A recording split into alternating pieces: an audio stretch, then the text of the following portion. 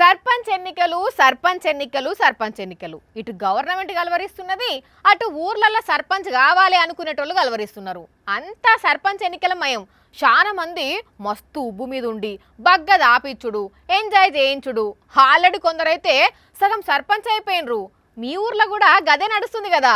అయితే గీడ మాత్రం ఒకళ్ళు చూడుండ్రి, సర్పంచ్ అయ్యేందుకు ఏసోంటి ఆఫర్ పెట్టిండో. ఆవేశపడ్డ ఓ కోయిల ముందే కూర్చిందన్నట్టు అప్పుడే ఎకరం భూమికి బేరం పెట్టిండట ఈ అన్న. మరి ఎవరన్నా వెనకంగా సపోర్ట్ చేస్తున్నారో అన్నే సర్పంచ్ కావాలని టార్గెట్ గా పెట్టుకున్నాడో గానీ ఈ ఊరి జనాలు ఆశ్చర్యపోయే హామీలు ఇస్తున్నాడు. ఏకీకరణ చేస్తే ఓకే, లేదంటే పిలిచేదా 10,000 ఇస్తే నేను 20,000 ఇస్తా, బాబుగాడు 30,000 ఇస్తే 60,000 ఇస్తా. ఎకరం బేరం పెట్టిన సాయిబాబా గుడి కాడ. ఇంతేనా ఇంకేమైనా ఉన్నాయా అన్న? ఆంజనేయ స్వామి గుడి కావాలన్నా, సేవలాల్ మహారాజ్ గుడి కావాలన్నా, సాయిబాబా గుడి కావాలా, ఎన్ని గుళ్ళైనా ఇస్తా. రారి ఏకీకరణ చేసుకుందాం రామనాథ్ గుడికి రేపు పొద్దునే రారి. మరి మహిబాద్ జిల్లాలకి ఇట్లా ఒక అన్న సర్పంచ్ అయినందుకు ఊరందరిని పిలిచి దావత్ ఇచ్చింది. ఇట్లా చూసి ఇన్స్పైర్ అయిందో ఏమో గానీ ఏకంగా అయినా ఎకరం పొలమే అమ్మాలని చూస్తుండట.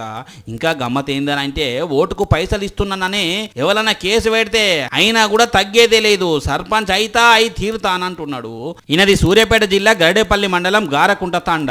అయినా ఓ అన్ను ఎలక్షన్ల అప్పుడు ఇట్లనే చాలా మంది ఉబ్బిచ్చి అప్పులపాలైతే చేస్తారు, గెలిస్తే పర్వాలేదు కానీ అసలే ఓటు రాకుండా ఓడిపోయారు అని అనుకో, పెట్టిన ఖర్చు అంతా దండిగా అవుతుంది. సరేనా, అటంక పరిస్థితి ఏందో ఒక్కసారి ఆలోచించుకొని జర అప్పుడు మాట్లాడు.